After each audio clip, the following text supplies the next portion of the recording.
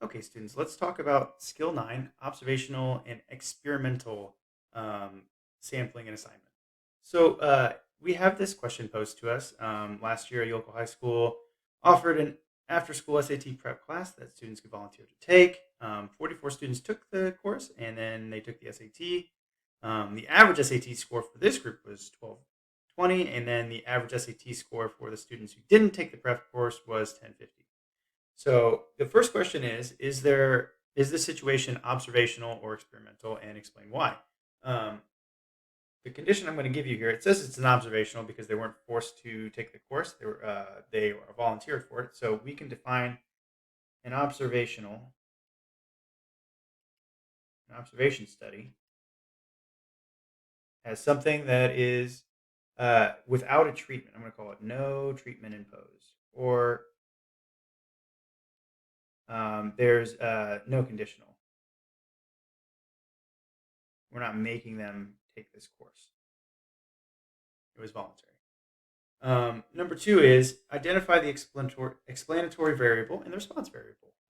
We have identified that our explanatory variable is whether or not they took the SAT prep course, and their response variable is the SAT score. But what do these mean? Our explanatory variable is what we use to predict our outcome. So this is what we're using to determine if there is, in fact, a different outcome. So if you took the SAT course, was there a different outcome than if you didn't? And then our response variable is our outcome. This is what we're measuring. So we're measuring their SAT score. Did it change? Number three says the participants were not required to take the SAT prep class. They signed up for it. Do you think that impacts the scores? If you think about it for a few seconds, what you're going to come up with is yes, that it probably did because the students volunteered. And if you volunteer to do something, it probably means that you want to do better or you want to do this thing. So if the students sign up to take the SAT course, they obviously want to do well. Maybe they want to try harder than the other kids. So they might give me a different outcome if I made everyone take the prep course. And number four says that we can identify as many possible variables that you can explain that those SAT scores are higher than those who took the course or did not take the course. So all the students taking the prep course, they probably plan on going to college because SAT is a college prep score. The parents might have made them take it. They don't have a job or extracurriculars after school. They had free time, and they can maybe take a ride home after course. Of course, some people have to take the bus or something else. What we call these things that can change our outcome, even though we're doing an experiment, are called confounding variables. These are things that can kind of affect our outcome, even though we don't want them to. Things that we're not in control of. Number five says, based on the study, can you conclude that the taking the SAT prep course caused the students' SAT scores to increase? Why or why not? Believe it or not, the answer is no, because there are too many confounding variables, like their scores might have already been high because they try harder, or the SAT prep might not have even helped them. So we didn't measure these things in our experiment, so we cannot accurately say whether there was a causation is the word that we're looking for, causation.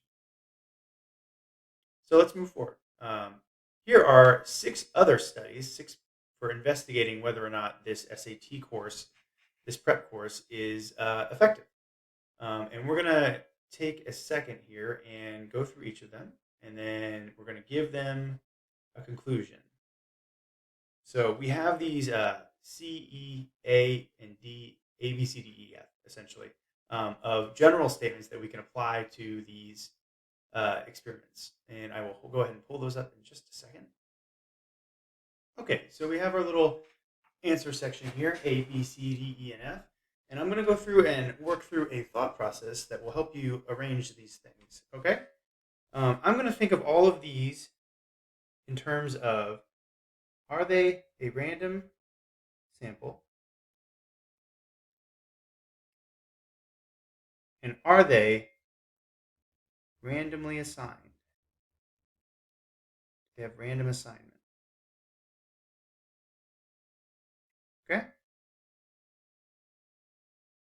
And this is how we determine whether we can make an association, or reach for causation, or generalization. Okay? So number 1 says the students in a senior class right here, senior only class. And it's all of these students. So this is our sample.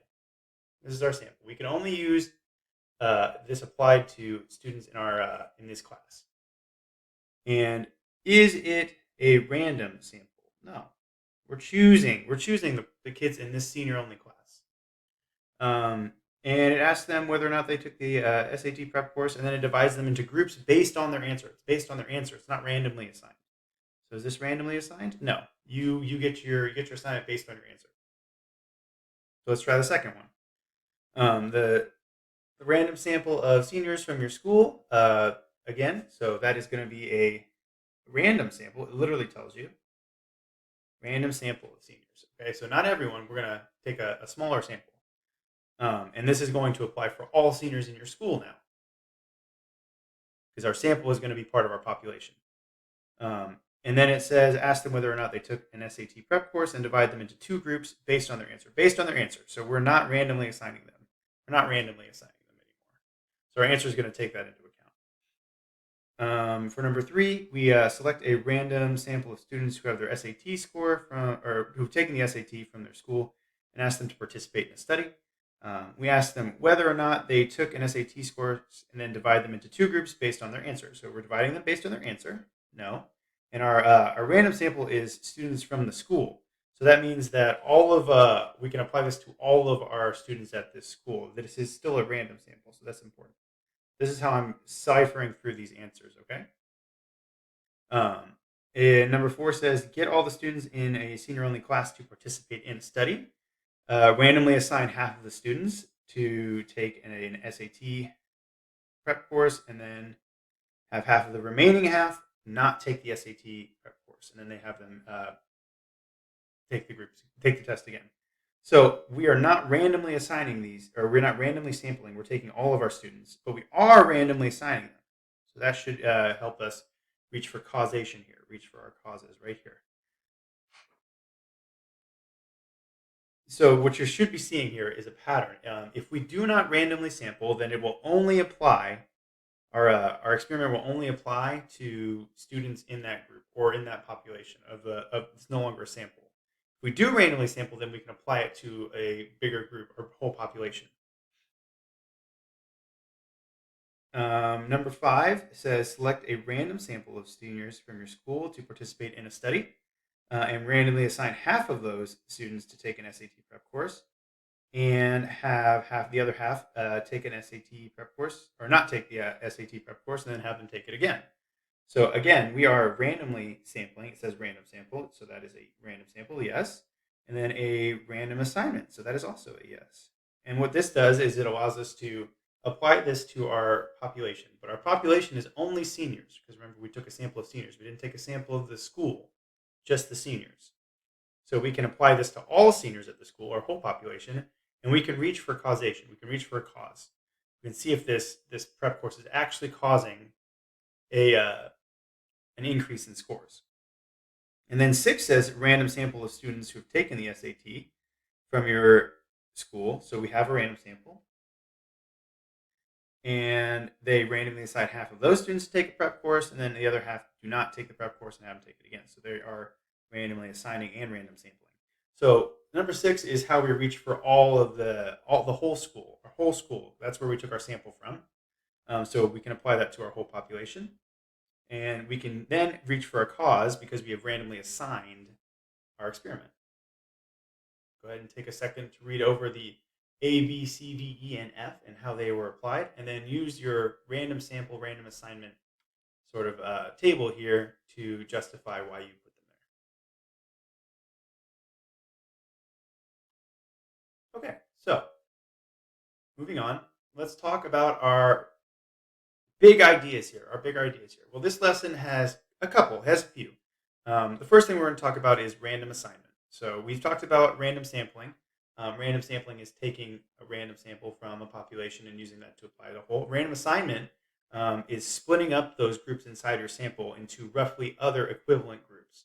Okay, and it helps balance our confounding variables. Confounding variables, remember we talked about, are those things that can sort of throw off the ability for our experiment to reach for causation or tell that something is causing something else, right? Without it, we can only say that there is a general or correlation between these two things. We can say that they're linked, but we can't say that one thing causes the other, okay? Um, so to make a cause and effect statement, there must be random assignment. So we have to randomly assign these people in our sample to these tasks. Correlation is not, oh, I'm sorry, that is not the same as causation. So just because two things are linked does not mean that one causes the other. So two things can be linked, but that doesn't mean that if I turn up the thermometer in my house that eventually it's going to get warmer outside, right? But it might be that I turn the thermometer up and it is hotter outside. So next thing we're going to talk about is generalization. So generalization is when we take a random sample, we can make this general assumption about our population, right? We generalize only to the population that the sample came from. Okay, so if we take a sample from a class in a school, we can only apply that to the class as a whole. We can't apply it to the whole school. We generalize only to the population that the sample came from. No random sample means that we can only talk about the sample, not the population. So if we don't take a random sample, if we just take the whole class, that's our sample, it's not random, then we can only apply all of our experiments to the class. We can't apply it to a greater whole because it's not random. And then we're going to talk about causation, which is when we take a random assignment, can we prove that one thing causes the other thing to happen? So if we have random assignment, we are allowed to account for causation. If there isn't random assignment, we can only say that there is an association or correlation. And real quick, we're going to talk about our checks for understanding here. We have two of them today. We have a study that shows the GPA of the best college prediction is a best indicator of college prediction. Sorry, guys, I'm running out of time. I want to make sure I get this done. Number one says, is this an observational study or an experiment? It is an observation because researchers interviewed students. They didn't have them do anything. There was no treatment. So they only sampled the students and they found their GPA. Are there explanatory and response variables? Our explanatory variable is their high school GPA. That's what they're using. And then the response is whether or not they graduate college. So they're using their high school GPA to measure whether or not they're going to college. The principal says, why don't we just increase our GPA and see if this gets better? Would that agree with the study? The answer is obviously no. Just because I give someone a higher GPA doesn't mean that they have a better chance of increasing or graduating from college. And then 4 asks us to find some confounding variables or cause and effect relationship, even though there wasn't a relationship. So we can't make a direct correlation or direct causation between this experiment and its outcome because there wasn't an experiment done. And another variable that we had was what that was listed. Maybe students were more motivated to get a higher GPA, so they want to go to college. Just because you don't want to go to college doesn't mean you're not going to get a good grade. So there are other confounding variables. See if you can't come up with a couple more. And then our second one here is Zach works at a store and wonders if his iPhones last longer if the screen brightness is turned down. So he selects 20 brand new iPhones from the store and randomly splits them. He randomly selected and he randomly split. So that's going to be an experiment. And then for the first group of 10 iPhones, he sets the brightness to low and then starts the movie. And then in the second group, he sets the brightness to high and does the same movie. And he wants to know how long it takes for them to be dead. So this is an experiment. Obviously, the treatment was screen brightness. So he changed something on both of them to make it work. And then the explanatory was the level of screen brightness, and the response was the amount of time it took. It was randomly sampled and randomly assigned, so he can actually say that the brightness caused increased battery time. So I hope this helped you a little bit, and if you need anything else, feel free to ask your teachers. We'll be around. Have a great day.